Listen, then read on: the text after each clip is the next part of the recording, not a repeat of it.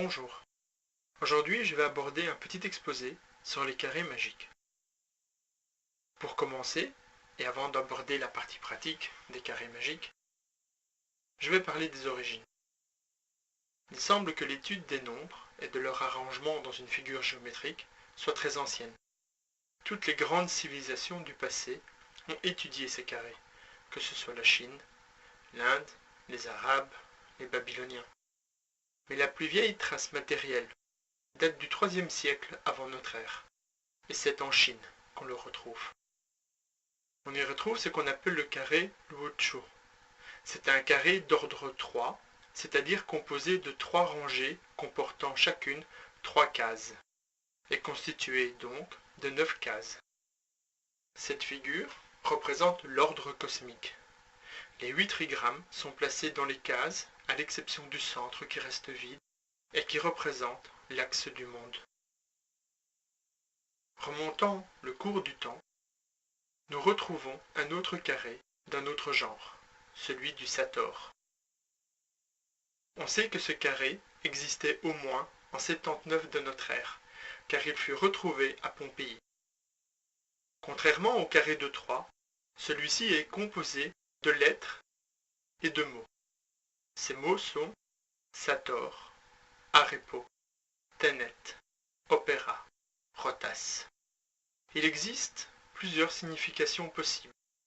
Une explication mystique serait le créateur, par son caractère terre-à-terre, maintient l'œuvre en rotation.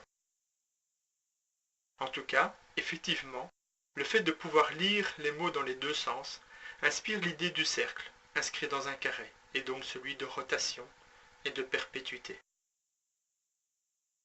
Vers le Xe siècle, en Inde, un carré magique d'ordre 4 est inscrit sur un mur du temple Jain à Khajuraho. Ce carré est appelé le Chotisa Yantra.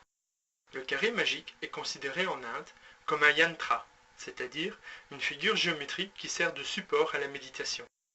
Cette figure, ou ce yantra, est censé révéler aux méditants des vérités sur le monde.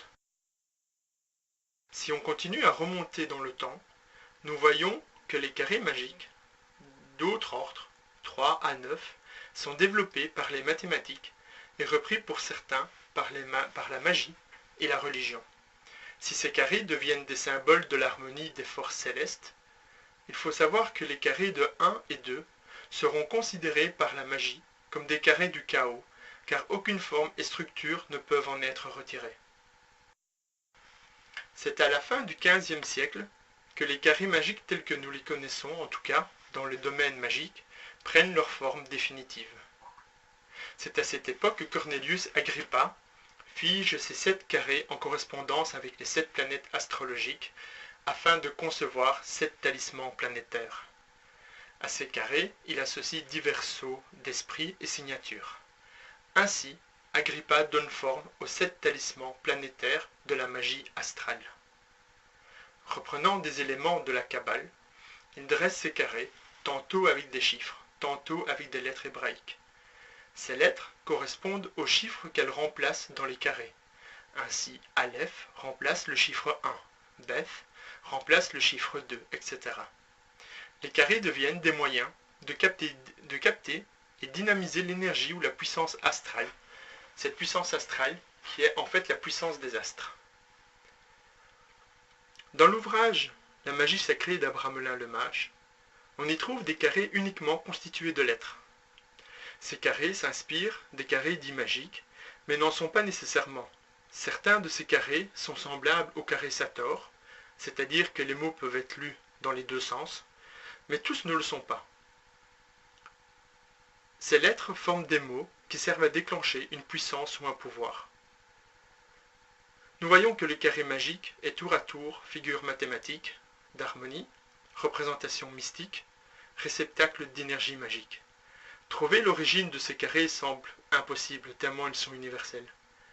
De même pour leurs usages, dans la suite de cette présentation des carrés, nous verrons comment les utiliser.